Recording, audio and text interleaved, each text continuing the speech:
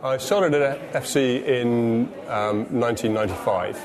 I answered an advert in The Guardian, which was the only advert in that edition that really jumped off the page at me, because it didn't really say what the job was going to be about. It just said, if you have done interesting things with your time and you want an interesting and exciting job, then you should give us a ring. So I answered the advert and came along to an interview with about 60 other people at that time, and eventually got whittled down to, I think 2 of us out of that group were hired in the end. That was way back in 95. And then I left First Conferences in 2002 to start my own business. When I joined, I was a conference organiser, and in fact that stayed the same business title throughout the whole time I was with First Conferences. So although my responsibilities changed enormously, basic job was always the same. It was my job from day one to find good ideas for conferences around the world and put programs together and then promote them and run them on the day.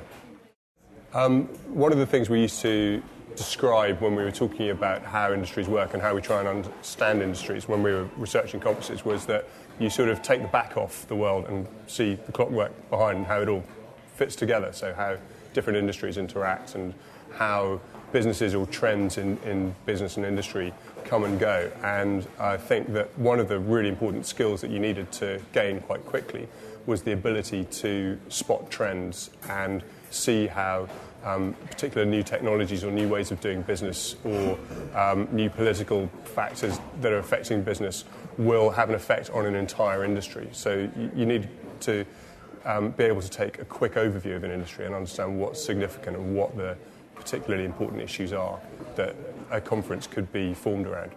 So I think in terms of achievements while I was with First Conferences, it was an interesting time because we saw big changes in business during that period from about 95 to 02. When we started, it was all about Eastern Europe and how Eastern Europe was going to integrate with the West and what kind of businesses were going to be required to make that all happen. So I spent loads of time in Eastern Europe and Russia.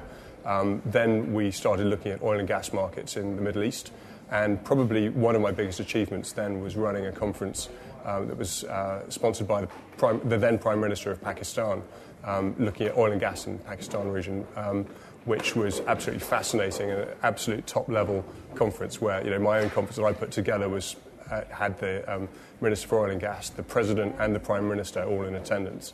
So it was pretty terrifying, young chap, but great fun as well.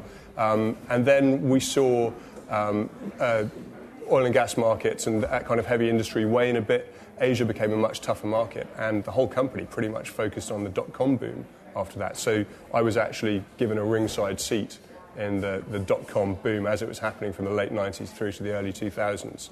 And so one of the other achievements I think that me and my colleagues were able to do was to create a stream of conferences all about the impact of dot-com technology on traditional industries. In my case, it was the automotive industry, so that was fascinating. Nobody had done it before. It was all new stuff.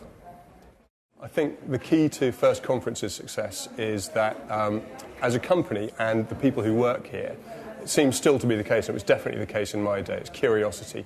It's a really, really curious business. They look at markets, they want to know what's going to happen next, and then they invite themselves to the party and get involved in new business trends and start working out what's going to happen next, and therefore have impact. So I think probably, if you want to put it in a nutshell, it's a company that does have impact on the markets it deals with.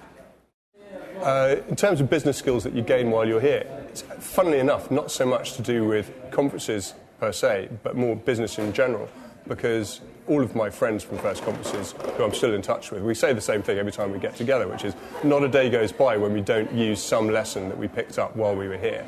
And I think that, for a start, the most important thing for me running my own business is just having an entrepreneurial attitude to everything that you do. That's something that you have to learn here and stands you in good stead for the rest of your life. So just feeling like you have the confidence to put your own brain to work and fix business challenges and go off and do your own thing, that's a really, really good skill that you learn.